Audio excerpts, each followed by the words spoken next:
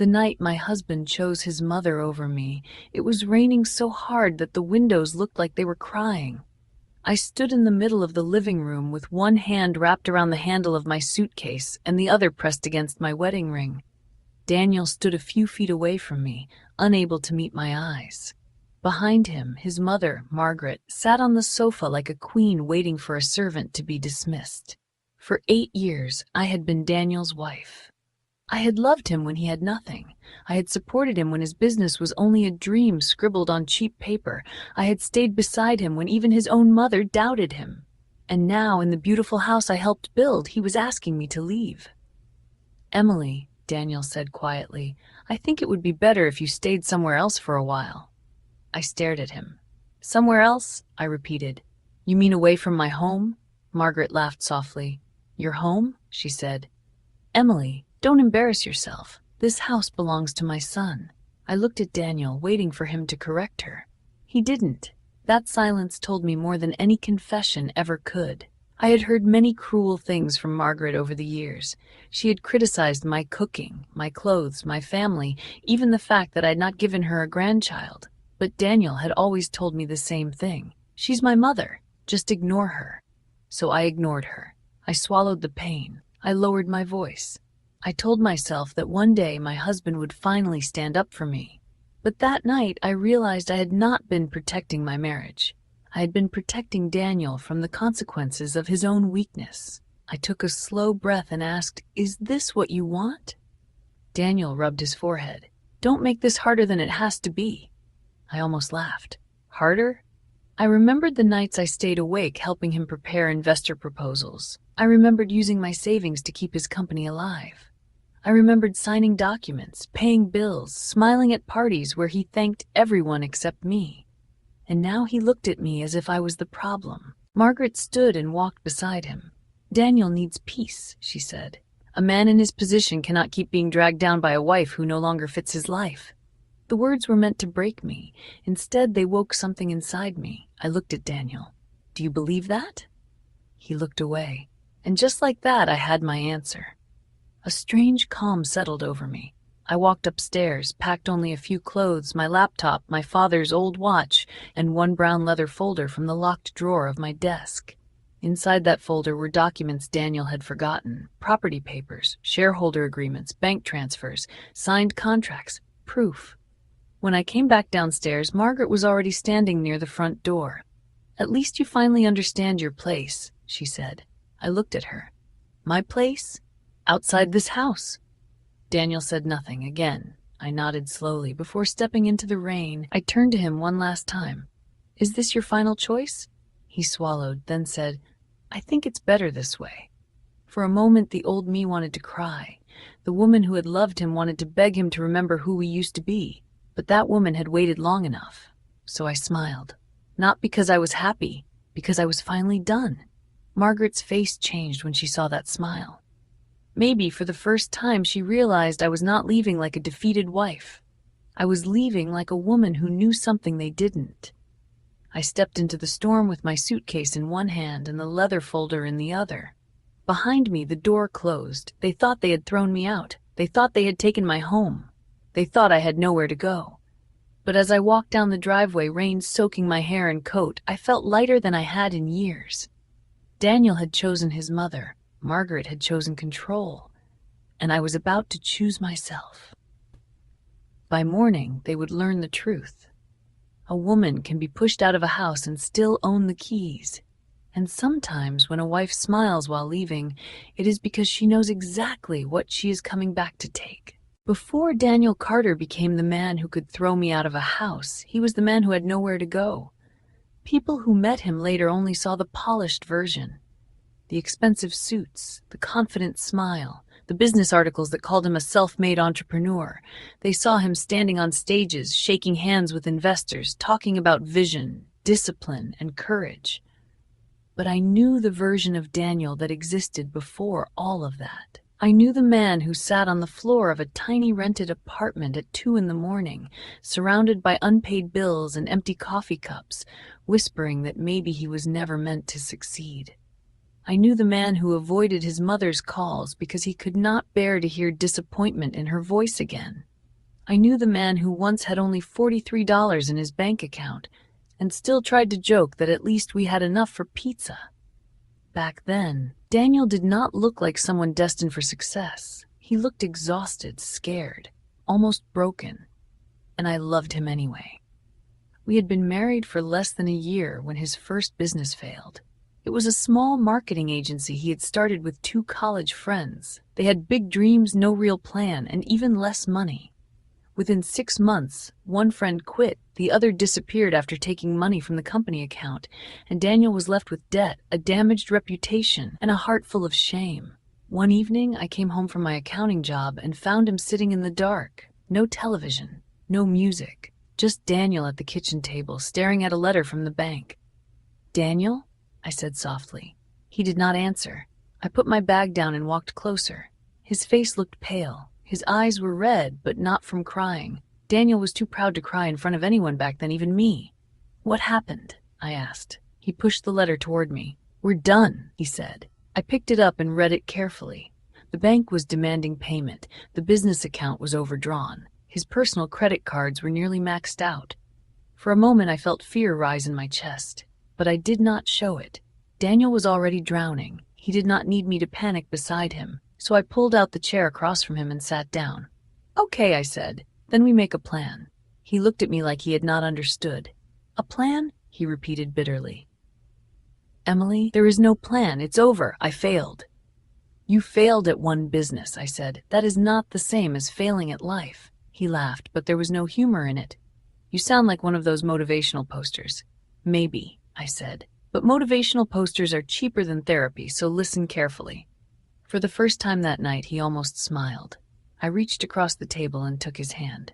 "Daniel, look at me." He did, and I said the words I would later regret giving so freely. "I believe in you." At the time, I meant every syllable. I believed in his mind, his ambition, his ability to charm people and see opportunities where others saw nothing. But more than that, I believed in the man he could become if someone stood beside him long enough. I did not know then that some people do not become better when they are loved. They become comfortable. The next morning, I opened my savings account. It was not a huge amount, but it was everything I had built for myself before marriage. Money from years of careful budgeting, bonuses from work, a small inheritance from my father that I had promised myself I would never touch unless it was for something truly important. Daniel tried to refuse when I told him. "No," he said immediately. "Absolutely not. I'm not taking your money." "You're not taking it," I replied. "We're investing it." "In what, me?" "Yes." He stared at me. "Emily, that's insane." "Maybe," I said, "but I married you, so clearly I've made peace with risk." He laughed then, a real laugh this time, and for a moment I saw light return to his face. That was how his second company began. Not in a sleek office, not with a team of experts, not with $1 million investment. It began at our kitchen table with my laptop, his notebook, 2 cheap coffees, and a spreadsheet I made titled How We Survive the Next 6 Months. I handled the numbers because Daniel hated them. He hated budgets, he hated invoices, he hated tax forms, he hated anything that forced his dreams into columns and deadlines. But I understood numbers. Numbers were honest. They told the truth even when people did not. So while Daniel went out to pitch clients, I stayed up late building proposals, preparing financial plans, checking contracts, correcting his emails, and reminding him which meetings mattered most. Sometimes he would come home defeated. "They said no," he would mutter, dropping his jacket on the chair, and I would ask, "Did they say no forever or no for now?" He would frown. "What's the difference?" "The difference is whether we follow up next month." That was our rhythm. He dreamed, I organized. He spoke, I prepared. He stood in front of clients. I built the ground beneath his feet so he would not fall. The first real client came after 3 months. A local restaurant group needed help with branding and online campaigns. Daniel almost lost the deal because he arrived late and forgot half the pricing structure. I sat beside him during that meeting, smiling politely, then stepped in when I saw the client losing confidence. "With your current budget," I said, sliding the proposal across the table, "we recommend starting with a 3-month campaign instead of a full annual package. It reduces your risk and gives us measurable data before you commit further." The client looked at me, then at Daniel. That makes sense, he said. Daniel recovered quickly, nodded, and continued as if that had been his strategy all along. We got the contract. That night, Daniel lifted me off the floor in our tiny kitchen and spun me around. "We did it," he shouted. I laughed so hard I nearly cried. "Yes," I said, "we did." I wish I had paid more attention to that word, we, because over time Daniel used it less and less. At first, he thanked me for everything. Every invoice paid on time, every corrected proposal, every meeting I helped him prepare for, every emergency I quietly solved before it became a disaster. He would kiss my forehead and say, "I don't know what I'd do without you," and I would believe that meant he valued me. But gratitude can fade when someone gets used to being rescued. As the company grew, Daniel changed in small ways before he changed in obvious ones. He started saying "my company" instead of "our company." He hired employees who knew him only as the founder, not as the man whose wife once sold her jewelry to cover payroll for one difficult month. He rented an office and gave himself the corner room with glass walls. My desk, when I came in to help, was wherever there happened to be space. At first, I told myself it did not matter. I did not need a title. I did not need applause. I was his wife, his partner. That should have been enough. But then came the night of the company's 3rd anniversary. Daniel hosted a party at an elegant hotel downtown. There were investors, employees, clients, journalists, people who had never answered his calls when he was struggling but now wanted to be photographed beside him. I wore a dark blue dress Daniel had once said made me look beautiful. That night, he barely noticed. He was too busy shaking hands, too busy being admired. When it was time for his speech, he stepped onto the small stage with a glass of champagne in his hand. Everyone applauded. I stood near the back of the room, smiling, proud, truly proud.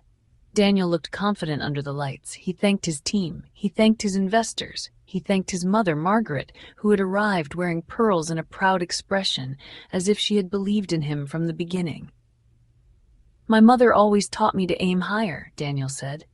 People clapped. Margaret dabbed the corner of her eye like a saint. I felt something tighten in my chest, but I stayed still. Then Daniel continued. "When I started this company, people doubted me. But I never gave up. I worked day and night. I sacrificed. I fought for this dream. And tonight proves that if you believe in yourself, you can build anything." The room erupted in applause. I clapped too, slowly, because everyone was looking, because I did not want to be the bitter wife in the corner, because some part of me still hoped he would turn, smile, and say, "And most of all, I want to thank my wife." He did not once. After the speech, Margaret walked over to me with a glass of champagne in her hand. "Beautiful evening," she said. "Yes," I replied. "You must be very proud of Daniel." "I am." She looked at the stage where her son was laughing with investors. "Some men are simply born to rise," she said. "A wife should be grateful when she gets to stand beside that kind of man. Beside, not with, not behind. Beside, like decoration." I looked at her. "Daniel worked hard," I said carefully, "but he did not build this alone." Margaret smiled. It was a small smile, sharp at the edges. "Of course," she said, "every successful man needs support at home." At home, that was where she wanted me. Not in the business, not in the decisions, not in the story. At home. Later that night in the car, Daniel was glowing from praise. "Did you hear Mr. Whitman?" he asked. "He said we could expand into 2 more cities next year." I looked out the window at the passing lights. "That's good." He glanced at me. "What's wrong?" I hesitated. Then I said, "You didn't mention me in your speech." His smile faded just a little. "Emily, it's not about attention," I said quickly. "I just thought—" "It was a business speech," he interrupted, "not a wedding anniversary toast." I turned to him. "I helped build that business."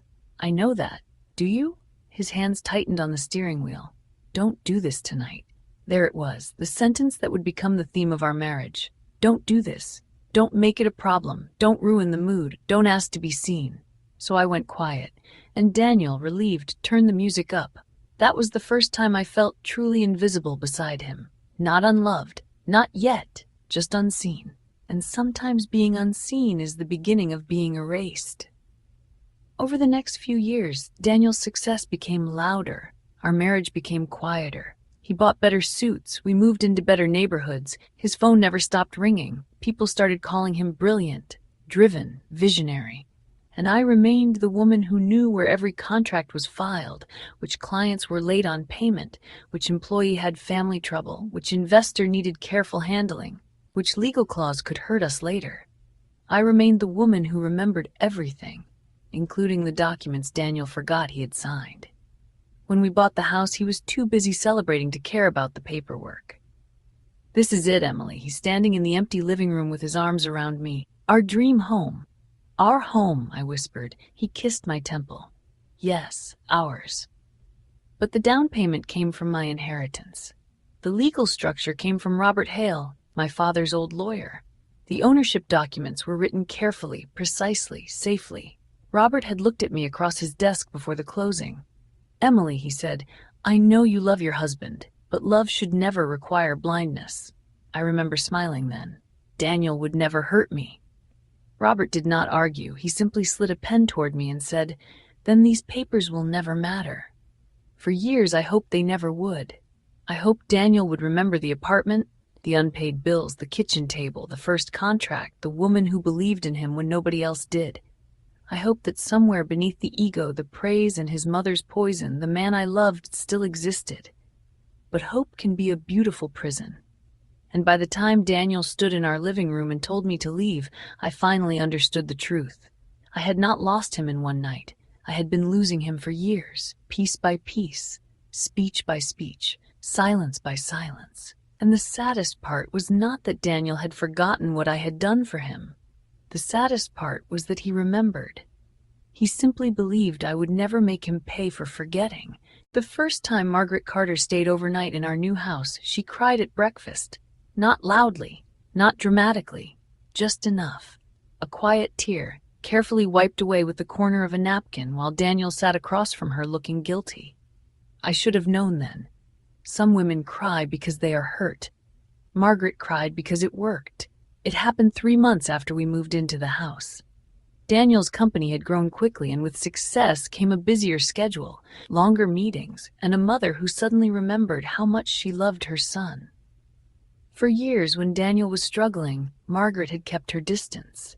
She called occasionally, usually to remind him that his cousins had stable jobs, that his old classmates were buying houses, that business was risky and men needed practical careers. But once his name began appearing in local business magazines, everything changed. She started calling every evening. Then she started visiting every weekend. Then one Sunday, while I was clearing dishes after lunch, she placed one hand over her chest and sighed. "This house is so peaceful," she said, "so warm. When I go back to my apartment, it feels unbearably empty." Daniel looked up immediately. "Mom, are you all right?"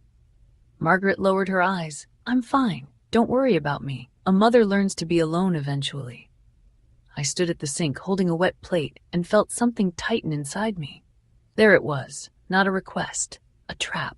Daniel fell into it before I could even dry my hands. "You don't have to be alone," he said. "You can stay here whenever you want." Margaret's eyes lifted. "Daniel, I couldn't possibly impose. You're not imposing. You're my mother." She looked at me then, just for a second, a small glance, a quiet victory. I smiled because Daniel was watching, but inside I heard the first lock click shut. At first, Margaret said she would only stay for a few days. A few days became a week. A week became until my apartment repairs are finished. The repairs somehow never ended. Within a month, one of the guest rooms had become her bedroom. Within 2 months, her framed family photos appeared on the hallway table. Within 3 months, the house I had chosen, decorated, paid for, and cared for, began to feel less like mine every morning.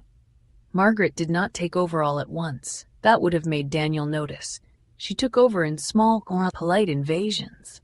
She moved the kitchen spices because she said my arrangement was confusing. She changed the curtains in the sitting room because the color I chose was too plain for a house of this standard. She told the housekeeper to report schedules to her instead of me. She ordered new china without asking. She replaced the flowers I bought with white lilies because, in her words, a refined home should not look like a roadside garden. Every change was small enough to dismiss. Every objection made me look petty. When I told Daniel I felt uncomfortable, he kissed my forehead and said, "She's just trying to help." Help.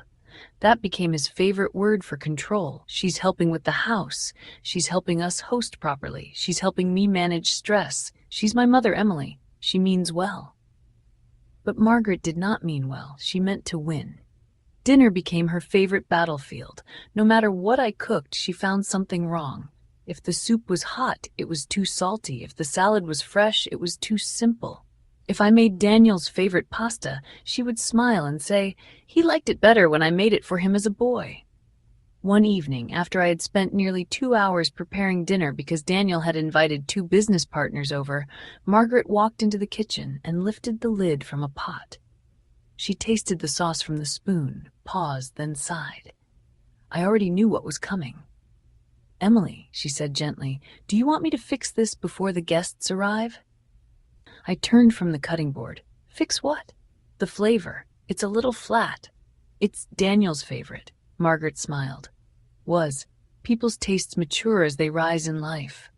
I stared at her. There were so many things I wanted to say. That taste does not mature with income. That she had no right to speak to me like staff in my own kitchen. That Daniel did not rise alone. But the doorbell rang before I could speak. Margaret took the spoon from my hand and said, go greet the guests. I'll handle this. When dinner was served, Daniel's partners complimented the food. Margaret smiled modestly. Oh, I only made a few small adjustments. Daniel laughed. Mom has always been amazing in the kitchen. I looked down at my plate. My hand stayed still in my lap. That night, after the guests left, I told Daniel what happened. She embarrassed me, I said. Daniel loosened his tie, already tired of the conversation. Emily, nobody was embarrassed. I was. She was just trying to make dinner better. It was my dinner, he sighed. Do we really have to argue about sauce? I remember staring at him then, because it was not about sauce. It was never about sauce. It was about my place in my own home being reduced one small humiliation at a time. But Daniel only saw the surface, because the surface was easier. Margaret's comments became sharper when Daniel was not around. One morning, I came downstairs wearing a simple beige dress for a client meeting. Margaret was sitting at the island with coffee, watching me like a judge. You're wearing that? She asked. I looked down. What's wrong with it? Nothing if you're going to a library. I forced a smile. It's a meeting, not a fashion show. She took a slow sip of coffee. Daniel is becoming a public figure now. The woman beside him should understand presentation. The woman beside him understands contracts, accounting, and business strategy, I said. Her eyes cooled. And yet people only know Daniel's name. I had no answer for that, not because she was right, because she knew exactly where to strike. Then came the subject she returned to whenever she wanted to hurt me most. Children. At first she brought it up indirectly. A neighbor's daughter had twins, a cousin was pregnant, an old friend became a grandmother. Every story ended with the same sigh. Some women are lucky. Then she became bolder. One afternoon, while folding napkins for a dinner party I had not agreed to host, she said, Have you seen a doctor? I looked up. For what? She did not blink. For your problem. The napkin in my hands went still. My problem? The child issue. My throat tightened. Daniel and I had discussed children privately. We had delayed trying seriously because the business was unstable for years. Later, when things became better, Daniel was always busy, always tired, always saying soon. But Margaret had decided the absence of a child belonged to me. I placed the napkin down carefully. That is between me and Daniel. No, she said. It affects the family. The family? The Carter name. I laughed softly, though nothing was funny. Your son barely had time to come home for dinner last week, but somehow this is my failure? Margaret stood. Her voice became quieter, which made it crueler.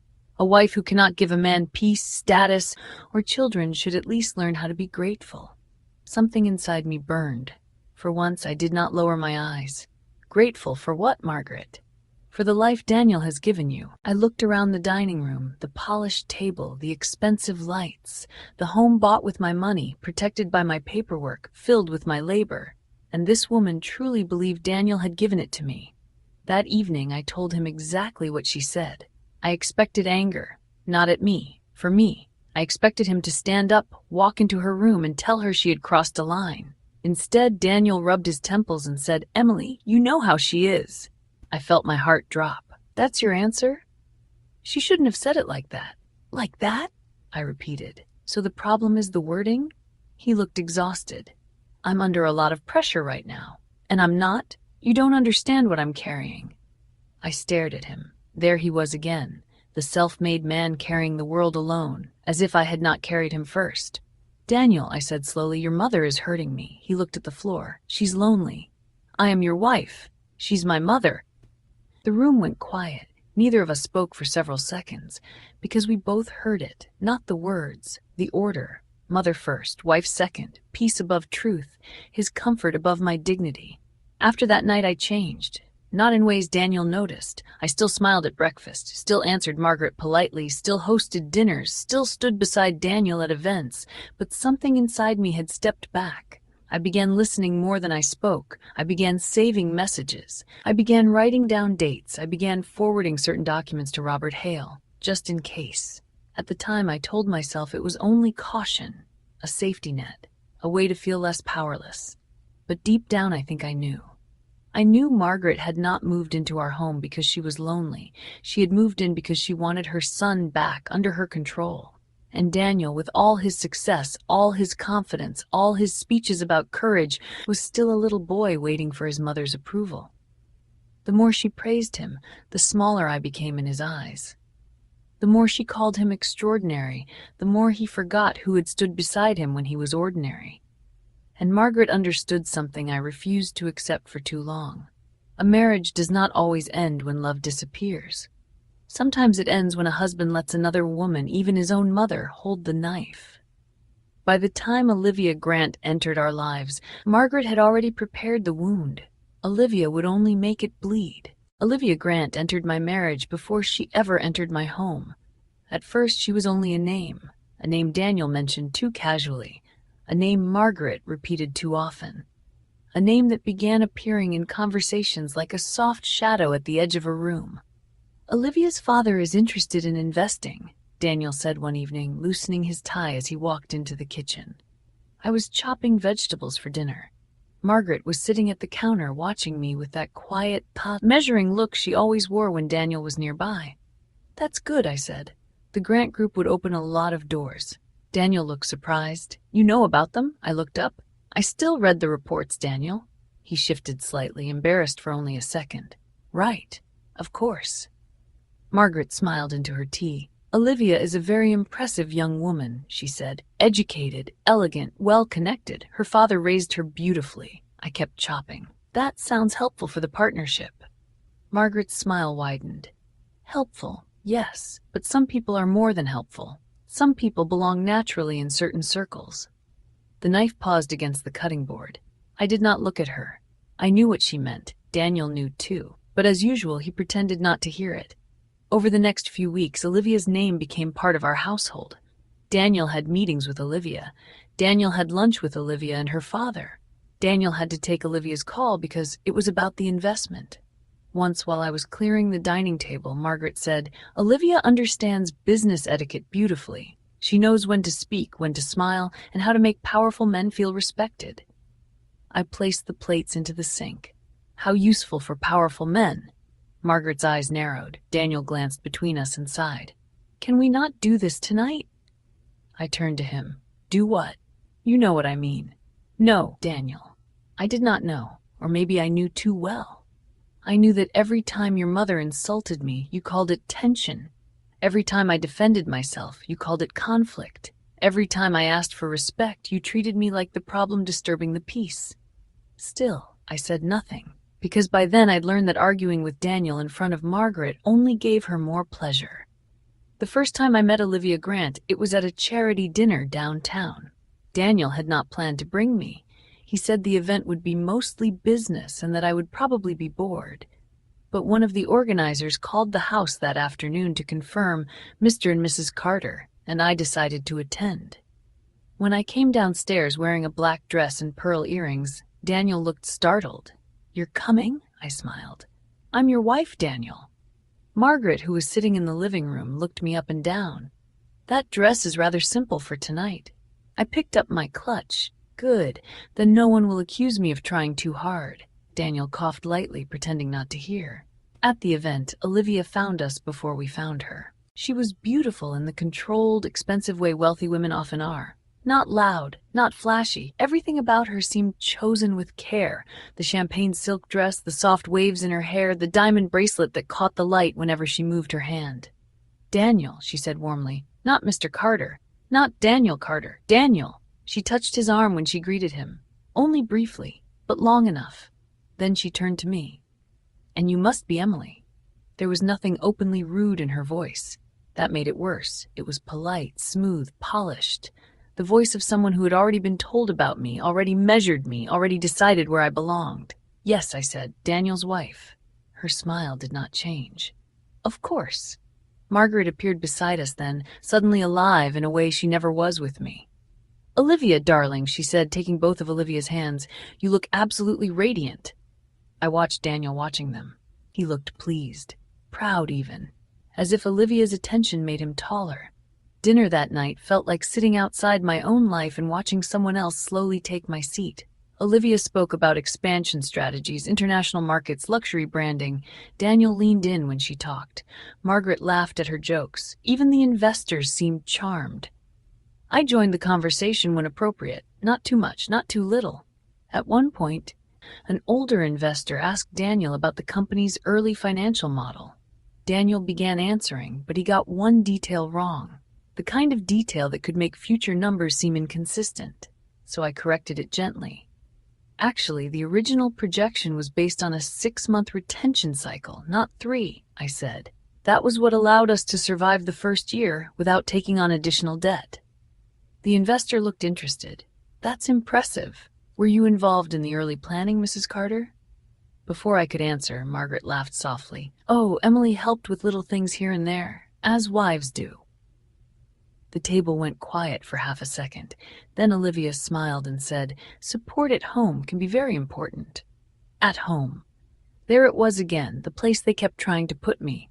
I looked at Daniel. Say something, I thought, just once. Tell them the truth. Tell them I built the first budgets. Tell them I negotiated the restaurant contract. Tell them I used my savings when payroll almost failed. Tell them I was not a decoration beside your story.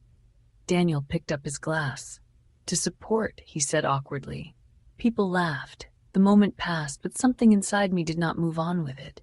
That night on the way home, I waited. I waited for Daniel to apologize. I waited for him to say his mother had gone too far. I waited for him to say Olivia's comment had bothered him too. Instead, he said, "You were a little tense tonight." I turned slowly in the passenger seat. I was tense. He kept his eyes on the road. "You corrected me in front of investors because you were wrong. It made me look unprepared." "No, Daniel. Being unprepared made you look unprepared." His jaw tightened. "Emily, I can't have you undermining me at events like that." I stared at him. Undermining. That was what truth had become when it came from me. "I was protecting you," I said. "I didn't ask you to." The words were quiet, but they cut deep. I looked out the window and saw our reflection in the glass. Him driving, angry and proud. Me sitting beside him, realizing I had become useful only when invisible. After that night, Daniel stopped sharing details with me. Meetings appeared on his calendar without explanation. Calls ended when I entered the room. His phone, once casually left on counters and sofas, became something he carried everywhere, even to the bathroom. One evening, while folding laundry in our bedroom, I heard his phone vibrate on the dresser. He was in the shower. I did not intend to look. At least that was what I told myself. But the screen lit up. Olivia Grant. The message preview was short. "Your mother said you looked unhappy last night. You deserve peace, Daniel." I stood there with one of his shirts in my hands, unable to move. Peace. That word again. Margaret used it. Daniel used it. Now Olivia was using it too. As if I were a war, as if my existence was noise, as if a wife asking for respect was an obstacle to a man's happiness. The shower turned off. I quickly placed the phone back exactly where it had been. My heart was beating hard, but my face was calm by the time Daniel stepped out. He looked at me. "What?" "Nothing," I said, and for the first time I lied as easily as he did. The invitation to dinner came 2 weeks later, except it was not really an invitation. I found out when Margaret announced it while I was making coffee. "Olivia is joining us for dinner tonight." The spoon froze in my hand. "Here?" "Of course here." I looked at Daniel, who was standing near the fridge. "You knew about this?" He avoided my eyes. It's just dinner. Her father may be joining the next investment round. At our home? Margaret set down her cup. Our home is suitable for hosting important people. I stared at her. Our home. How easily she said it. I wanted to cancel it. I wanted to say no. But Daniel looked tired. Margaret looked triumphant. And a colder part of me wanted to see exactly how far they were willing to go. So I cooked. Not because I wanted to serve Olivia, because I wanted no one to say I had embarrassed Daniel. I prepared roasted salmon, lemon risotto, asparagus, and a chocolate tart Daniel used to love. At 7:30, Olivia arrived carrying white orchids. Margaret opened the door herself and hugged her as if welcoming family. Daniel smiled too brightly. I stood in the dining room, watching from behind a table set for four. 4 places, not 5. Margaret had not even pretended this was a business dinner. Olivia handed me the orchids. "For your home," she said. I accepted them. "How thoughtful." Her eyes moved around the room. "It's beautiful. Margaret told me Daniel has excellent taste." I looked at the curtains I had chosen, the art I had bought, the table I had ordered. "Yes," I said. "People often admire things they did not choose." Her smile flickered. Dinner began politely. Too politely. Olivia praised the food. Margaret praised Olivia. Daniel drank more wine than usual. For a while, I mostly listened. Then Margaret placed her fork down and said, "Olivia, you must tell Emily about the Women's Leadership Gala. She doesn't attend many of those things." Olivia looked at me. "Oh, I assumed you preferred staying away from public events." "I attend when I'm invited," I said. Daniel coughed. Margaret smiled. "Emily has always been more comfortable in the background." I placed my glass down. "The background is where a lot of real work gets done." Olivia tilted her head. "That's a generous way to see it." The silence that followed was thin and sharp. Daniel leaned toward me. "Emily," he said under his breath. There it was again. My name is a warning. Not Olivia's. Not his mother's. Mine. I looked at him and asked calmly, "What?" Margaret's face hardened. "Don't make a scene." I laughed softly. "A scene?" "Margaret, I haven't even stood up." Daniel's eyes flashed. "That's enough." The words hit the table harder than his hand would have. "Enough. Not to them. To me." Olivia lowered her gaze, pretending discomfort, but I saw the corner of her mouth lift. That tiny smile told me everything. She was not innocent. She knew exactly what she had walked into, and she was enjoying how easily my husband failed me. I stood slowly. The chair made a soft sound against the floor. Everyone watched me. I looked at Olivia first. "I hope dinner was pleasant." Then Margaret. "I hope the evening was everything you planned." Finally, Daniel. I waited for him to speak, to apologize, to stop me, to choose me before the room swallowed what remained of us. But he only stared back, angry that I had made his discomfort visible. So I nodded. "Enjoy dessert," I said. Then I walked upstairs. Behind me, no one followed. Not my husband, not the man who had once promised I would never stand alone. That night, I sat on the edge of our bed in the dark, listening to their voices continue downstairs. Margaret's soft laugh, Olivia's polished tone, Daniel's low replies. And for the first time, I did not ask myself whether my marriage could be saved. I asked myself how much longer I would allow them to humiliate me inside a house that was legally mine. By morning, I had opened the locked drawer in my desk. By afternoon, I had called Robert Hale. And by the end of that week, I had started collecting every piece of proof I would need. Because Olivia may have been the woman at my table, but I was still the woman who owned the house. And sooner or later, everyone at that table was going to learn the difference. There is a strange kind of silence that comes after betrayal. It is not peaceful. It is not empty. It is full of everything you were never allowed to say. That night, after Daniel told me it would be better if I left, I did not scream. I did not throw a glass against the wall. I did not ask Margaret how long she had waited to see me humiliated. I simply went upstairs and packed. The bedroom was quiet when I entered it. Too quiet. For years, that room had been the place where I folded Daniel's shirts, listened to his worries, planned our future, and convinced myself that the man lying beside me still remembered how much I had given him. Now it felt like a hotel room after a stranger had checked out. I opened the closet and took down one suitcase.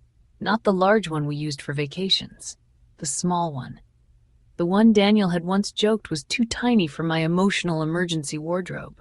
I almost smiled at the memory. Almost. I packed slowly. A black dress, 2 pairs of jeans, a sweater, a coat, my laptop charger, my father's old watch. I paused when I saw the framed photo on the dresser. Daniel and I on the day we moved into the house. He had his arms around my waist, his face pressed against my cheek, both of us laughing like we had just stepped into the life we deserved. I remembered that day so clearly. The empty rooms, the smell of fresh paint. Daniel spinning me around in the living room and whispering, "This is ours, Emily. No one can take this from us."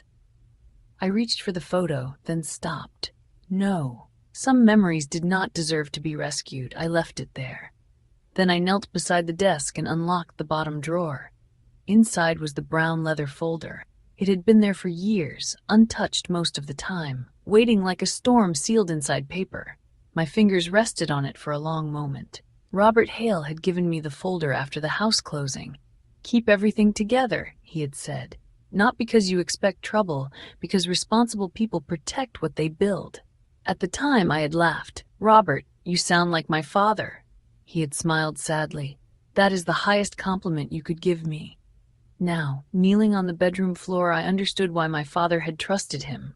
I opened the folder. Property documents, bank transfer records, shareholder agreements, email copies, signatures, dates, clauses Daniel had never cared to read. I remembered him signing some of those papers at the kitchen table, distracted by a call, barely glancing at the pages. "Is this the boring legal stuff?" he had asked. "Yes," I said. "Can you explain it later?" "I already did." He kissed the top of my head. "I trust you." Trust. What a convenient word when someone does not want responsibility. I slid the folder into the suitcase beneath my clothes. When I stood, I caught my reflection in the mirror. For a second, I barely recognized myself. My eyes were dry. My face was calm, but there was something different in my expression. Not confidence yet, not victory. Something colder, something awake. Downstairs I could hear Margaret's voice, soft, satisfied. She was speaking to Daniel, but not quietly enough. "You did the right thing," she said. "A man cannot move forward while dragging the wrong woman behind him." Dragging, the word should have hurt. Instead it settled somewhere inside me and became evidence. Every insult had become evidence now. Every silence. Every lie. Every moment they believed I was too weak to remember. I pulled the suitcase handle up and walked downstairs. Margaret was waiting near the front door, exactly as if she had planned the scene in her mind many times. Daniel stood near the fireplace with one hand in his pocket, eyes fixed somewhere over my shoulder. He could not even look at me properly. How pathetic, I thought. And then I hated myself for thinking it, because some part of me still loved him. That was the worst thing about betrayal. Love does not disappear at the exact moment dignity returns. For a while they stand in the same room and tear you apart. Margaret looked at the suitcase. "That's all?" "Yes," I said. She smiled. "At least you are being reasonable." Reasonable. I had been reasonable for 8 years. Reasonable when she insulted me. Reasonable when Daniel forgot my sacrifices. Reasonable when another woman sat at my table. Reasonable when my husband became a guest in our marriage and let his mother speak like the owner of my life. I looked at Daniel. "Do you have anything to say?" His jaw tightened. "Emily, this doesn't have to be ugly." I almost laughed. "No, you made sure it was quiet instead." He frowned. "What does that mean?" "It means ugly things are not always loud, Daniel." For the first time he looked directly at me. There was irritation in his eyes, but beneath it, something else. Fear. Maybe not fear of losing me. Not yet. Fear that I was no longer reacting the way he expected. Margaret opened the front door. Cold rain swept into the entryway, splashing against the polished floor. "Good night, Emily," she said. Not goodbye. Good night. As if I were only stepping outside for a moment, as if the house would still belong to her in the morning. I looked at her for a long second, then I said, "You should enjoy tonight." Her smile faltered. "Excuse me?" I shook my head. "Nothing." I stepped outside. The rain hit me immediately, soaking my hair and coat before I reached the first step. Behind me, the door closed. Not slammed, just closed. That somehow hurt more. A slammed door has anger in it. This door had certainty. They truly believed I was gone. I walked down the driveway, dragging the suitcase behind me. Its wheels bumped over the wet stone path, the sound almost swallowed by the rain. At the gate, I stopped and looked back. The house glowed warmly through the storm. My house. For one moment, grief rose so sharply I had to grip the suitcase handle tighter. I had chosen the lights in that entryway. I had paid the first deposit. I had handled the closing. I had turned empty rooms into a home, while Daniel turned my labor into his success story. And now I was standing outside in the rain because my husband had been too weak to protect the woman who built his life. A car passed slowly on the street, headlights cutting across the water. I walked to the curb and called a taxi. The driver glanced at me in the rearview mirror when I climbed in. "Rough night?" he asked. I looked out the window. "You could say that." "Where to?" For a moment I did not answer. Where does a woman go when she has just been thrown out of her own home? Not to a friend. I did not want questions yet, not to Robert. It was too late, and I needed one night to fall apart where no one could see me, so I gave the address of a small hotel 20 minutes away. It was the kind of place Daniel would have hated. Dim lobby, old carpet, a tired receptionist who barely looked up as she handed me a key card. Room 214 smelled faintly of detergent and old wood. There was a bed with a thin blanket, a small desk, a cracked lampshade, and a window facing the parking lot. It was not beautiful. It was not warm. But for the first time that night, no one was looking at me like I was unwanted. I placed the suitcase on the bed. Then I sat on the floor. And finally I cried. Not the graceful kind of crying people do in movies. I cried until my chest hurt, until my throat burned, until the sound coming out of me no longer felt human. I cried for the young woman who had believed love and loyalty would be enough. I cried for the version of Daniel who once kissed my hands and told me I had saved him. I cried for every dinner I swallowed pain at, every insult I excused, every night I slept beside a man who was slowly becoming a stranger. And I cried because even after everything, part of me still wanted him to knock on the hotel room door and say he had made a terrible mistake. But he did not call. He did not text. No apology appeared on my phone. Only silence. That silence did something important. It ended the last argument inside me. At 2:17 in the morning, I stopped crying. I washed my face in the bathroom sink, staring at my reflection under the harsh fluorescent light.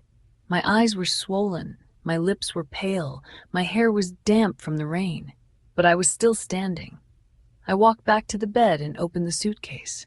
Then I took out the brown leather folder. One by one, I laid the documents across the blanket, the property deed, the proof of the down payment from my inheritance, the agreement that placed majority control of certain company shares under my name if Daniel violated specific financial and ethical clauses, the old bank statements showing the money I used to cover his debts, the emails where he confirmed in writing that my investment was not a gift, the messages from Olivia, the screenshots, the recordings, the timeline I had started building weeks earlier. I stared at everything in front of me. For years I thought these papers were protection. Now they looked like a map. A way out, a way back. Not back to Daniel, back to myself. I picked up my phone and scrolled to Robert Hale's contact. My thumb hovered over the call button. It was late, too late. But Robert had once told me something after my father died. If you ever need help and it cannot wait until morning, then it is already important enough to call. So I called. He answered on the fourth ring, his voice rough with sleep. "Emily?" I swallowed. "Robert, I'm sorry, I know it's late." His tone changed immediately. "What happened?" I looked at the documents spread across the bed. "Daniel threw me out." There was a short silence. Then Robert asked quietly, "Are you safe?" The question almost broke me again. No accusation, no lecture. No shock, just concern. "Yes," I said. "I'm at a hotel." "Good. Do you have the folder?" I looked down. "Yes." "Then listen carefully. Do not go back to that house alone. Do not respond emotionally to anything Daniel or his mother sends you. Take photos of every document. Email copies to me now. Tomorrow morning, come to my office." My hand tightened around the phone. "Robert?" "Yes?" "I don't want to just survive this." His silence was steady, so was mine. "I want everything that is mine." Robert's voice became calm, almost sharp. "Then we start at 9. After the call ended, I sat very still. Outside, the rain continued tapping against the window. But inside me, the storm had changed. It was no longer grief, it was direction. I took photos of every document, sent every file, backed everything up twice. Then I placed the folder beside me and leaned against the headboard. I did not sleep much, maybe 1 hour, maybe less. But when morning light finally pushed through the thin hotel curtains, I was already awake. My phone had 3 missed calls from Daniel, 2 from Margaret, 1 message from him. Emily, don't make this difficult. I read it once. Then I smiled. Difficult. That was the wrong word. Difficult was loving a man who let his mother erase me. Difficult was staying silent while another woman took my chair at my own table. Difficult was walking into the rain with a suitcase because the people inside my house thought I had nowhere else to go. What came next would not be difficult. It would be precise. I put on the black dress I had packed, tied my hair back, and placed the brown leather folder under my arm. When I walked out of room 214, I was not the same woman who had entered it. That woman had been abandoned. This one had an appointment with her lawyer, and by the time Daniel understood the difference, it would already be too late. At 9 o'clock the next morning, I walked into Robert Hale's office wearing the same black dress I had packed in a hurry the night before. My hair was tied back. My face was pale. My eyes still carried the evidence of a sleepless night, but my hands were steady. Robert was waiting for me at the door of his office, not behind his desk. That small gesture nearly broke me. He did not look at me like a client. He looked at me like the daughter of an old friend, the daughter of a man who had once trusted him to protect what he could no longer protect himself. "Emily," he said quietly. I tried to smile. It did not work. He stepped aside and let me in. His office had always felt old-fashioned in a comforting way. Dark wooden shelves, heavy curtains, framed certificates, a brass lamp on the desk, a faint smell of paper, coffee, and leather. It was the kind of place where emotions did not shout. Facts did. I placed the brown leather folder on his desk. Robert looked at it for a moment before opening it. Then he began sorting through the documents one by one. The property deed, the bank records, the shareholder agreement, the emails, the screenshots, the recordings listed on the flash drive. I sat across from him in silence, watching his face. He did not gasp. He did not look surprised. That frightened me more than if he had.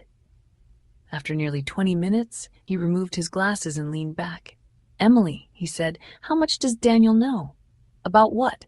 "About the house, the shares, the ethical violation clause." I let out a dry laugh. Daniel never read documents unless they came with applause. Robert's mouth tightened, not quite a smile. That may be about to become very expensive for him. I looked down at my hands. "Tell me the truth. Can I actually do this?" Robert folded his hands on the desk. "Yes." The word landed quietly, but it changed the air in the room. He continued, "The house is not marital property in the simple way Daniel may believe. The down payment came from your inherited funds. The ownership structure was placed under your name with a protected trust provision. Daniel has residential access as your spouse, but he is not the controlling owner." I stared at him. Even though I already knew, hearing it said aloud made my chest tighten. "So he can't just force me out?" "No," Robert said. "He never could." A laugh escaped me. It was small, broken, almost ugly. Last night I had stood in the rain outside my own house because the man inside thought confidence was the same thing as ownership. Robert continued. "As for the company, this is more complicated but still strong. Your original investment was documented. Daniel confirmed in writing that it was capital contribution, not a personal gift.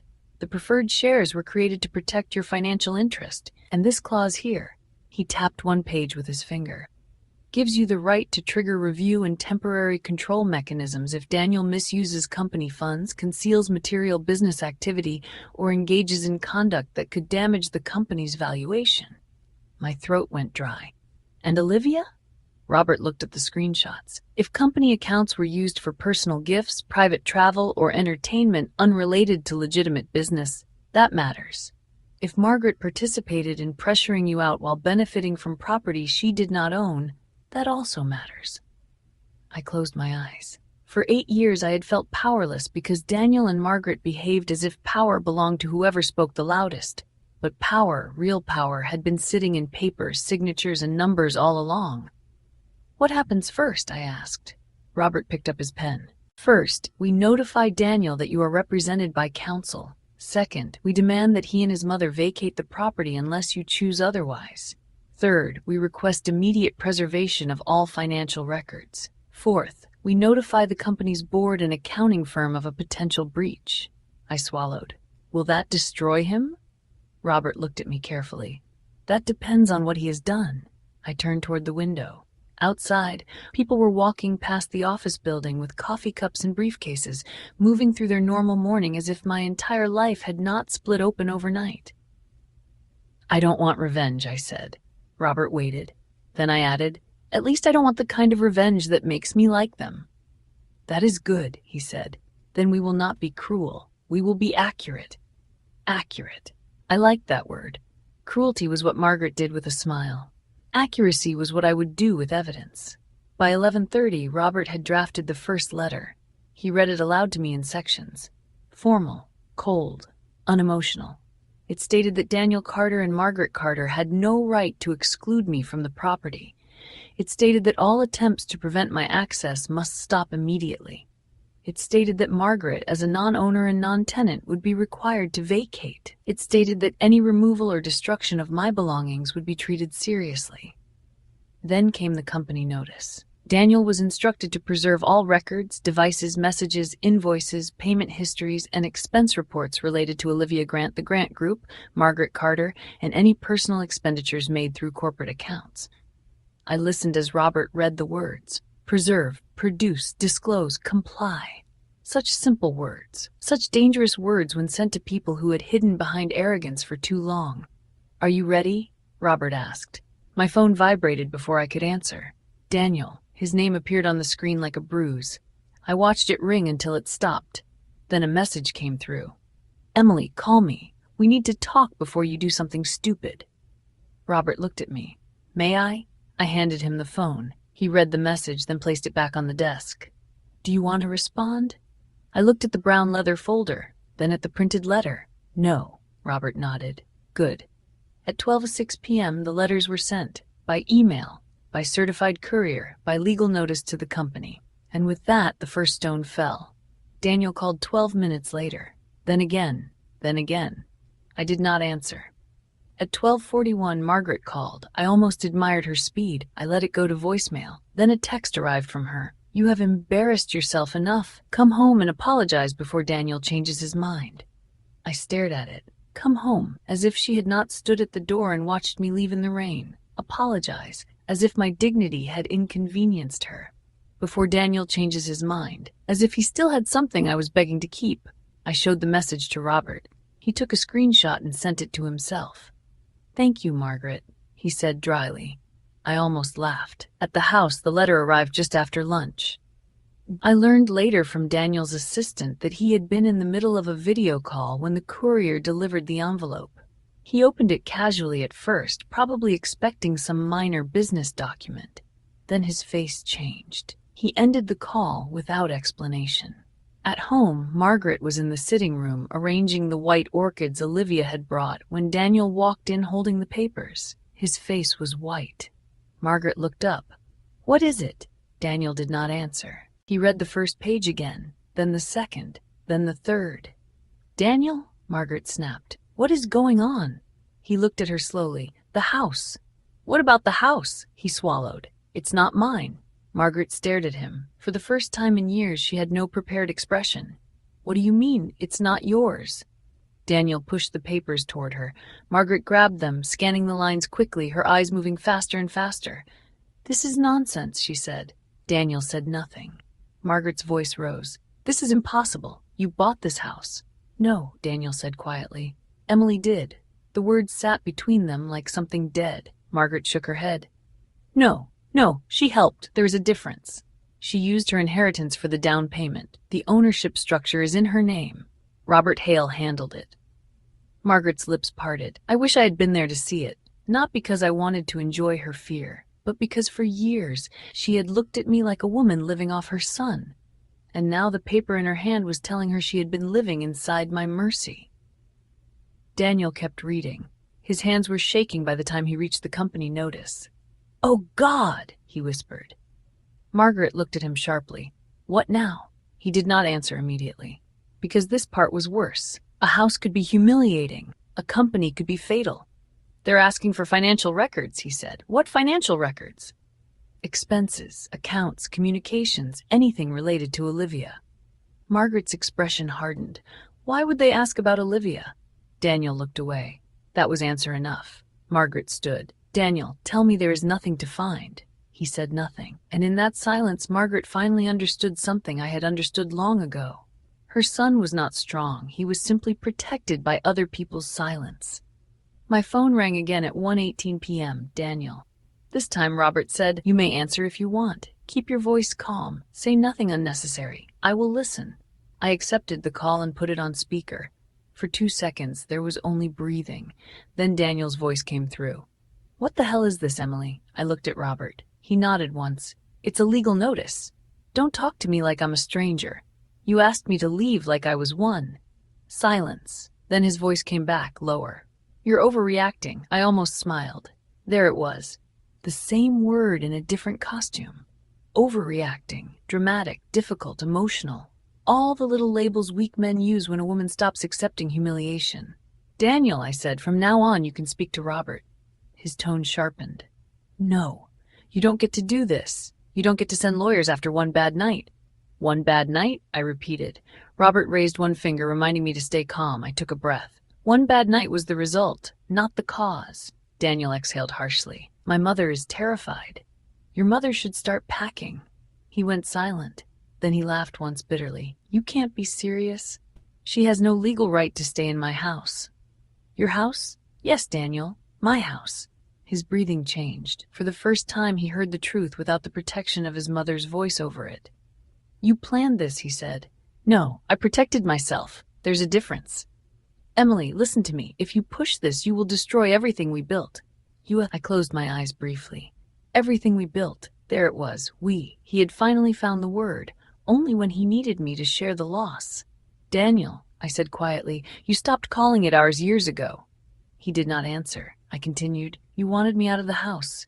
I left. You wanted me quiet. I was. But you do not get to take my home, my money, my work, and my dignity, then act shocked when I ask for them back." His voice softened suddenly. "Emily?" I knew that tone, the one he used when anger failed and manipulation dressed itself as regret. "Please," he said, "come home. We can talk." I looked around Robert's office, at the legal books, at the documents, at the man who had answered my call in the middle of the night and asked if I was safe. Then I thought of Daniel standing by the fireplace, silent while his mother told me my place was outside the house. "No," I said. "Emily, I will come back when Robert says it is appropriate. Until then, do not call me unless it is through counsel." His voice became cold. "You're making a mistake." "No, Daniel," I said. "For the first time in years, I'm correcting one." Then I ended the call. My hand shook after I put the phone down.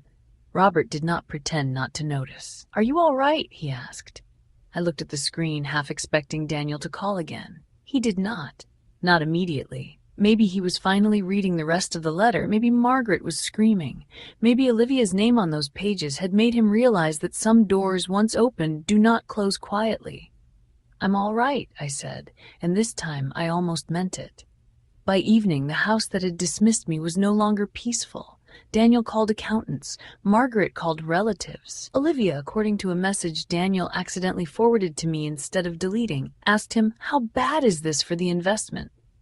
Not, "Are you okay?" Not, "What happened to your marriage?" "How bad is this for the investment?" I read that message twice. Then I sent it to Robert. He replied with only 4 words. "Save everything. Say nothing." So I did. That night, I returned to the same hotel room, room 214. The bed was still too hard. The light was still too harsh. The parking lot still looked lonely through the window. But everything felt different. The night before, I had sat on the floor and cried because I thought I had been thrown away. Now I sat at the desk with my laptop open, watching copies of documents upload to secure folders. My phone buzzed again, a voicemail from Margaret. Against Robert's advice, I listened. Her voice came through sharp and breathless.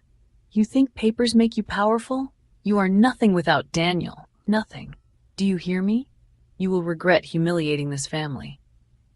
I saved the voicemail. Then I leaned back in the chair and looked at the rain beginning again outside. For years, Margaret had mistaken my silence for emptiness. Daniel had mistaken my loyalty for weakness. Olivia had mistaken my seat at the table for something available. They were all wrong. Papers did not make me powerful. Money did not make me powerful. Even the house did not make me powerful. What made me powerful was that I had finally stopped asking people who benefited from my pain to treat me fairly. The next morning, Daniel and Margaret would have to decide whether to leave quietly or be forced out legally. The company would receive its formal request for an internal review. The accountants would start asking questions. And Olivia Grant, the woman Margaret thought would replace me, would begin to understand that she had not stepped into a love story. She had stepped into a paper trail. I closed my laptop just after midnight. For the first time in 2 days, I slept. Not peacefully, not deeply, but enough, because somewhere across the city, inside the house they thought they had taken from me, Daniel and Margaret were finally awake. Daniel Carter had always been good at performing confidence. He knew how to walk into a room as if the room had been waiting for him. He knew how to shake hands firmly, smile at the right moment, pause before answering a difficult question so people mistook hesitation for wisdom. For years, people called him composed, strategic, untouchable. But by the morning after Robert's letters arrived, Daniel was none of those things. He was a man standing barefoot in the kitchen of a house he did not own, holding a cup of coffee he had forgotten to drink, while his mother shouted into her phone in the next room. "No, Carol, you don't understand," Margaret snapped. "That woman is trying to steal everything from my son." I was not there, of course. But later Daniel's assistant told me enough, and the rest I could imagine perfectly. Margaret pacing the sitting room in her robe, hair still unbrushed, pride cracking with every sentence. Daniel at the island, surrounded by papers he had finally been forced to read, the same papers he once dismissed as boring, the same papers he signed because he trusted me to handle the details. Trust. How strange that he only remembered trust when the consequences arrived. By 10 in the morning, the company's accounting firm had acknowledged Robert's request. By 11, 2 board members had called Daniel asking for clarification. By noon, his assistant had canceled 3 meetings because Daniel could not get through a single conversation without losing his temper. "What do they mean by temporary control review?" one board member asked. "It's procedural," Daniel said, but his voice was too sharp. "Is Emily claiming majority authority?" Daniel did not answer quickly enough. That pause did more damage than any confession. When successful men panic, people notice. When people notice, they start asking questions. And questions were the last thing Daniel could afford. By afternoon, the first crack reached Olivia. Daniel went to see her at a restaurant he used for private business meetings, a quiet place with dark wood walls, soft lighting, and waiters trained not to stare at famous clients. Olivia arrived 10 minutes late. That alone should have warned him. She had always been punctual when Daniel looked powerful. She wore a white blazer, gold earrings, and an expression so controlled it was almost empty. Daniel stood when she approached. "Olivia." She kissed his cheek lightly, then sat before he could pull out her chair. "I don't have much time," she said. Daniel froze for a second, then sat across from her. "I need your help." Her eyes moved over his face. "With what?" "With your father. The investment. The board is nervous, but if Grant Group confirms the next round, this will calm everything down." Olivia did not reach for the menu. "Daniel, my father is not going to confirm anything right now." His jaw tightened. "This is a temporary misunderstanding. A legal review involving property disputes, company shares, possible misuse of corporate funds, and your wife's attorney is not a misunderstanding. My wife is angry. She's represented. She's emotional." Olivia leaned back slightly. "No, she's organized." That word bothered him. I know it did. Because for years he treated my organization like a service, not a strength. He thought I organized his calendar, his contracts, his household, his life. He never imagined I could organize his downfall. Daniel lowered his voice. "Olivia, you know me. I know what your company looked like before this week," she said. "I know what your valuation was. I know what my father was willing to risk when the founder seemed stable." "Seemed?" Her face remained calm. "Daniel, this is not personal." That was a lie. It was always personal when people left after the money became uncertain. He leaned toward her. "What about us?" Olivia's expression changed for the first time. Not guilt, annoyance. "There is no us that can survive this kind of exposure." He stared at her. "You told me I deserved peace." "You did," she said smoothly, "but peace is expensive when it comes with litigation." Something in him broke then. Not completely. Just enough. "So that's it?" he asked. "My life falls apart and you walk away?" Olivia picked up her purse. My father does not invest in men who lose control of their own houses. Then she stood. Daniel did not. He watched her leave the restaurant with the same graceful walk Margaret had admired so much, and for the first time he saw her clearly. Olivia had never wanted his heart. She had wanted access, prestige, a man already polished by someone else's sacrifice. The moment the polish cracked, she had no use for him. When Daniel returned home, Margaret was waiting in the foyer. Her face was tight. Well, he loosened his tie. She's not helping. Margaret's lips parted. What do you mean she's not helping? She said her father won't move forward while the review is open. Margaret stared at him as if he had failed an exam she had prepared him for his entire life. Then fix it. Daniel laughed bitterly. Fix it? How? You talk to Emily. You make her stop this. I tried. Try harder. He turned on her then. For once, the anger in his eyes was not directed at me. You told me she had nothing. Margaret went still. You told me this house was mine because I was the man of the family. You told me she would cry, then come back and apologize. You told me she was weak. Margaret's face hardened. She is weak. She is just hiding behind a lawyer. No, Daniel said. She's been hiding behind documents. Documents I signed. Documents I didn't read because I thought she would never use them. Margaret stepped closer. You are not going to blame me for your wife's betrayal. My wife? Daniel repeated. You called her a burden. You humiliated her in her own home. You invited Olivia to our table. Because I wanted better for you. No, he snapped. You wanted control. The silence after that was violent. Margaret lifted one hand as if he had slapped her. Daniel looked away immediately. Not because he was sorry. Because even then, saying the truth to his mother frightened him. That was Daniel's tragedy. He could hurt me easily, but he could barely disappoint her. By evening, Robert received confirmation that Margaret and Daniel had been formally advised to vacate the property unless they intended to contest the order. Contesting it would bring more documents into review, more attention, more humiliation. Daniel did not want a court fight over a house he could not prove he owned. Margaret wanted war, but Margaret did not have standing. That phrase became one of my favorites. No legal standing. For years, she had stood in my kitchen, my hallway, my marriage, my life, acting like she had the right to decide my worth. And now the law looked at her and said, "You do not belong here." That night, I sat in Robert's office while he reviewed the company filings. He had ordered dinner, but I barely touched it. "You should eat," he said. "I'm not hungry. You need strength. I have anger." "Anger burns quickly," Robert said. "Strength lasts longer."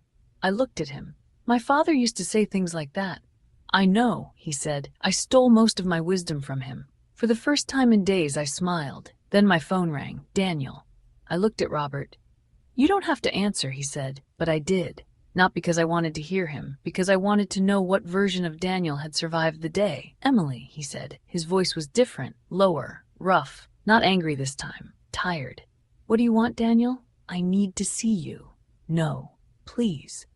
The word sat strangely between us. Daniel Carter did not often say please unless he needed something badly. "You can speak to Robert." "I don't want to speak to Robert. I want to speak to my wife." My chest tightened despite myself. My wife. He had not called me that when his mother told me my place was outside the house. He had not called me that when Olivia sat at my table. He had not called me that when he chose peace over loyalty. "You should have remembered you had a wife before you let your mother throw her into the rain." Silence. Then he whispered, "I know." I closed my eyes. Those two words should have meant something once. Now they only arrived late. "Emily, I made a mistake." "No," I said, "you made a series of choices." He breathed shakily. I was angry. I was pressured. My mother. "Stop." My voice was quiet, but he did. "Do not blame Margaret for the words that came out of your mouth. She manipulated everything. She opened the door," I said. "You asked me to walk through it." He had no answer. For a while, neither of us spoke. Then he said, "Olivia is gone." There it was. Not confession, not love, loss. He was not calling because he had found his conscience. He was calling because his replacement plan had failed.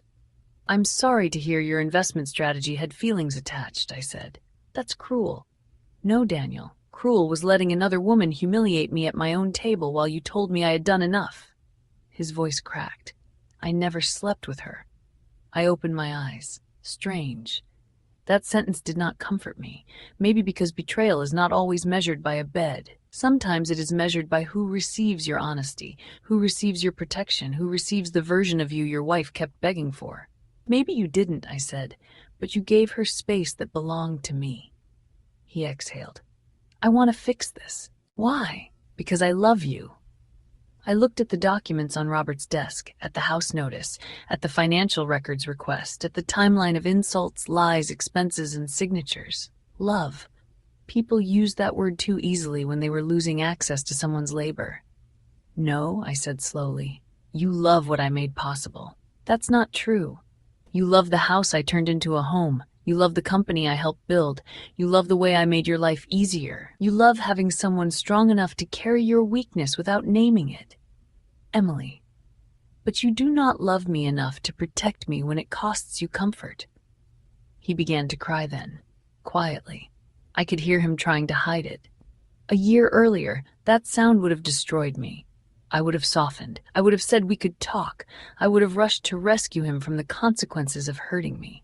But something had changed in room 214. The part of me that always ran toward Daniel's pain had finally asked why he never ran toward mine. I'll move out, he said. I'll make my mother leave. We can start over. No. The answer came faster than I expected. Maybe because my heart had already practiced it before my mouth did. Emily, please. 8 years has to mean something. It does, I said. It means I gave you enough time to become better. He sobbed once, softly. I can change. Maybe. Then give me a chance. I did. When? For 8 years. That silenced him. I stood and walked to the window, the city lights blurred beyond the glass. For a moment I remembered him in our old apartment, young, scared, holding my hand like I was the only thing keeping him from disappearing. I had loved that man, deeply, honestly, but I could not keep paying loyalty to the memory of someone who had become dangerous to my peace. Daniel, I said, I am not punishing you because I stopped loving you. His breathing changed. I am leaving because I finally love myself more. For a long moment there was nothing. Then he whispered, so that's it? No, I said. That was it the night you told me to leave. I ended the call before he could answer. My hand shook. This time I let it. Robert did not ask what Daniel said. He simply pushed the untouched dinner container toward me again. Eat, he said. I looked at him, then somehow I laughed. A small laugh, a tired one, but real. So I ate. Across the city, Daniel had finally lost Olivia, his illusion of ownership, his control of the company, and perhaps for the first time, the version of me that had always forgiven him before he truly apologized. Margaret would blame me. Olivia would disappear. Daniel would grieve the life he thought belonged to him. But grief does not return what arrogance destroys. By the end of that week, the accounting review had begun. By the end of the next, Margaret's belongings were packed into boxes. And by the time Daniel stood outside the house with a suitcase of his own, he finally understood the lesson he had taught me first. A closed door feels very different when you are the one left standing outside. The day Daniel and Margaret left my house, the sky was clear. That almost felt unfair. A part of me had expected rain, thunder, dark clouds, something dramatic enough to match the ending of an 8-year marriage and the collapse of everything Daniel once believed he controlled. But the morning was bright. The air was cold and clean. Sunlight moved across the front steps of the house like nothing terrible had ever happened there. I arrived with Robert just before 10. He drove because he said I should not have to walk back into that place alone. I told him I was fine. He said he knew, and then opened the car door for me anyway. That was the kind of respect I had forgotten could exist quietly. Not loud protection, not grand speeches, just someone standing beside you without making you beg for it. When I stepped out of the car, I stood still for a moment. The house looked exactly the same from the outside. Same pale stone walls, same black front door, same tall windows, same garden path. Margaret had once complained was too natural because I preferred wild roses to perfect white flowers. But I was not the same woman who had left. That woman had walked down this driveway in the rain with one suitcase, a broken heart, and a leather folder clutched like a lifeline. This woman returned in daylight, with a lawyer beside her, with the law behind her, and with no desire to ask permission from anyone. The front door opened before I reached it. Daniel stood there, For a second, neither of us spoke. He looked tired. Not the handsome, dramatic kind of tired people forgive in movies. He looked smaller. His shirt was wrinkled, his hair was uncombed. His eyes were red, as if he had slept badly for several nights in a row. Behind him, cardboard boxes were stacked near the stairs. Margaret's voice came from inside. "Daniel, tell them the movers are scratching the floor." I almost smiled. Even on the way out, she was still trying to sound like the owner. Daniel stepped aside. "Emily." I nodded once. "Daniel." That was all. No darling, no husband, no explanation, just his name. It seemed to hurt him more than anger would have. Robert walked in behind me and spoke calmly. "We are here to confirm that the agreed personal belongings have been removed and that no property belonging to Mrs. Carter has been damaged or taken." Mrs. Carter. Margaret appeared at the bottom of the stairs holding a small porcelain vase. Her face tightened when she saw me. "You," she said. "Not Emily. Not daughter-in-law. Just you." I looked at the vase in her hands. "That belongs to me." Margaret's fingers tightened around it. "It was in my room. In my house." The words came out quietly, but they landed hard. Margaret's mouth opened, then closed. Daniel looked away. I walked past them into the living room. For a moment, memories moved through me faster than I could stop them. Daniel laughing by the fireplace. Margaret criticizing the curtains. Olivia sitting at my table with white orchids in her hands. Me standing near the door in the rain while my husband decided my place was outside. The room still carried all of it, but memories, I realized, are not ownership. Pain can happen in a place and still not define it forever. Margaret followed me into the room. "This is cruel," she said. I turned. "Cruel?" Her eyes flashed. "You are throwing an elderly woman out of her home." I looked at her for a long moment. Then I said, "No, Margaret. I am asking a guest to leave after she forgot she was one." Her face went pale with rage. "I lived here." "Yes. I took care of this house." "No," I said. "You rearranged it." Daniel stepped between us slightly. "Emily, please." I looked at him. That word again, please. It came so easily now, when he wanted me to stop, when he wanted me to soften, when he wanted consequences to feel less sharp. "Do not ask me to comfort her," I said. "Not today." His face fell. "I wasn't." "You were about to." He said nothing, because we both knew I was right. A mover carried one of Margaret's boxes through the hallway. The box was labeled dining room. I stopped him. "Open it, please," Margaret snapped. "That is unnecessary." Robert gave the mover a polite nod. He opened the box. Inside were silver candle holders, 2 crystal serving bowls, and the set of linen napkins my father had bought me years before Daniel and I were married. I looked at Margaret. She lifted her chin. They were household items. They were my items. I forgot they were in there. "No," I said. "You forgot I was allowed to check." The mover removed them from the box and placed them on the table. Margaret's face burned red. For years she had taken small things from me. Space, peace, respect, credit. And now watching her lose even a pair of candle holders seemed almost symbolic. Not because the objects mattered, because the pattern had finally been interrupted. Daniel watched silently as the movers continued. When most of the boxes were gone, he walked toward me. "Can we talk for a minute?" Robert looked at me. I nodded. Daniel and I stepped into the kitchen. The kitchen where I had once cooked meals his mother criticized. The kitchen where Olivia's orchids had stood in a vase. The kitchen where I had learned that a home could feel lonelier than any hotel room. Daniel stood by the counter. "I signed the company review documents," he said. "I know." "The board wants me to step down temporarily." "I know." He laughed softly, but there was no humor in it. "Of course you do." I said nothing. He looked around the kitchen. "I keep thinking about the old apartment." That surprised me. Not enough to soften me, but enough to make me listen. He continued, "The night the bank letter came, you sat across from me and said we would make a plan. I thought I loved you then because you believed in me." His eyes filled. "But maybe I loved what you made me feel about myself." I watched him carefully. It was the most honest thing he had said in years. "I don't know when I started taking that for granted," he said. "I don't know when I started thinking your loyalty would just always be there no matter what I did." "I know when," I said. He looked at me. "When everyone started applauding you and you forgot who heard you cry first." His face twisted. He looked down. "I'm sorry." This time, I believed he meant it. Not fully, not perfectly, but in the broken way people mean things when they can no longer benefit from pretending.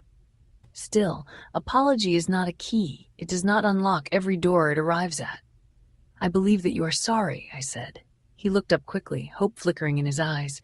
But I am not coming back to you. The hope died. He nodded slowly, as if he had expected it and still hoped to be wrong. I know. No, I said gently. You are starting to know. His mouth trembled. What happens now? You move out. You cooperate with the review. You speak to Robert about the divorce terms. You rebuild whatever is left of your life without using me as the foundation. He closed his eyes. And you? I looked around the kitchen, then toward the hallway where sunlight touched the floor. I rebuild mine without apologizing for surviving you. He flinched, but he did not argue. That was new. By noon, Margaret's last box was carried outside. She stood at the doorway wearing a coat too elegant for defeat. Her face was stiff, her eyes sharp and wet with anger. Daniel carried his suitcase behind her. The image struck me with a strange force. I remembered myself in that doorway. One suitcase. Rain in my hair. Margaret smiling. Daniel silent. Now the scene had turned around completely. Margaret paused before stepping out. You think you won, she said. I looked at her calmly. No, she frowned. I think I stopped losing. For once, she had no answer. Daniel stopped beside me. For a long second, we simply stood there.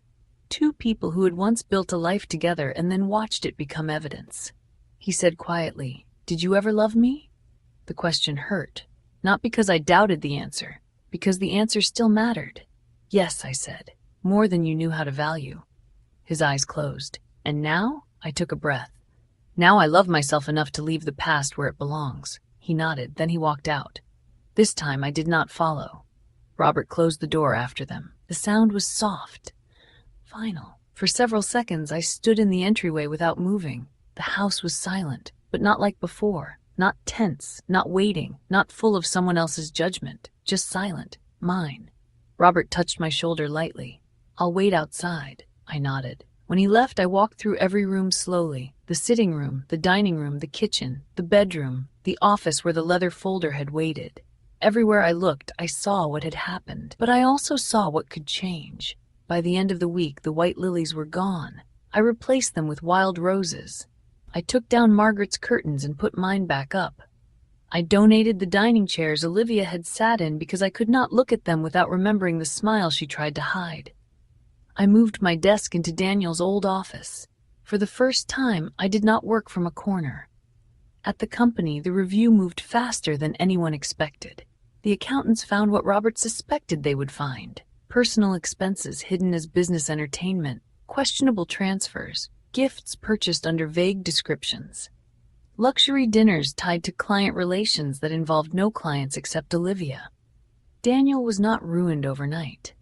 Life is rarely that clean, but he was removed from his role as CEO while the board completed its investigation.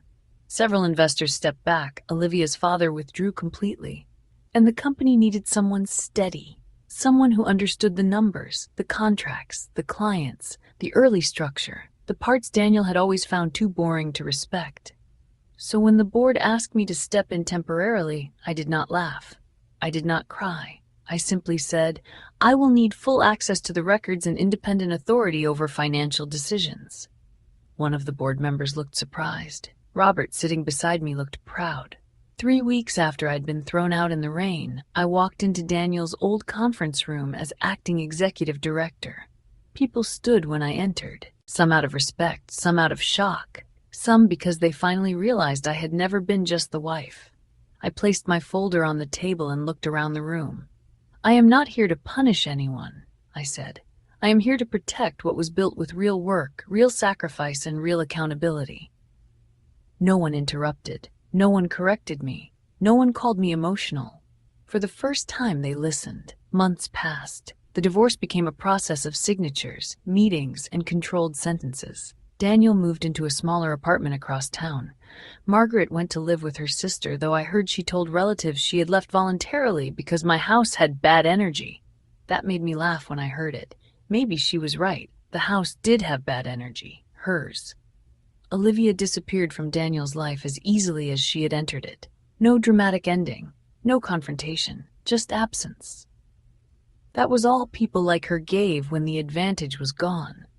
As for me, I slowly learned how to live without waiting for criticism from the next room. I learned to drink coffee in the morning without someone commenting on the mug.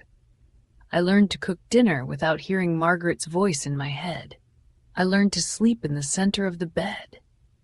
I learned that peace is not the absence of conflict. Peace is the absence of people who require you to abandon yourself in order to keep them comfortable. One evening, almost 6 months later, I stood by the living room window with a cup of tea in my hand. Rain tapped softly against the glass. Not a storm this time, just rain. Gentle, clean. My phone buzzed on the table. A message from Daniel. I know I don't deserve a reply. I just wanted to say I'm sorry again. I hope one day you can forgive me. I read it once, then again. For a moment, the old ache moved through me. Not love exactly, not longing, just memory. The grief of something that could have been beautiful if both people had protected it. I placed the phone down without answering. Maybe forgiveness would come one day. Maybe it already had in a quiet form. But forgiveness did not require me to reopen a door I had nearly died emotionally trying to close. I looked around the room, at the roses, the soft curtains, the shelves filled with books I loved, the house that no longer felt like a battlefield. Then I smiled. Not the smile I gave Margaret when I left in the rain. That smile had been armor. This one was freedom. People like Daniel and Margaret believe power means deciding who gets to stay and who must leave. They believe if they push you out, they have taken everything. Your place, your voice, your worth.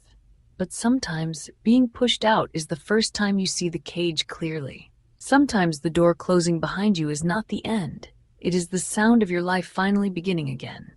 Daniel chose his mother. Margaret chose control. Olivia chose advantage. And I chose myself. In the end, I did take back the house. I did take back the company. I did take back the money, the records, the seat at the table, and the name they tried to reduce to wife. But the most valuable thing I took back was not written on any document. It was not protected by any legal clause. It was not something Robert could file in court. I took back the woman I had been before love taught her to disappear, and this time I promised her something Daniel never could. She would never stand alone again.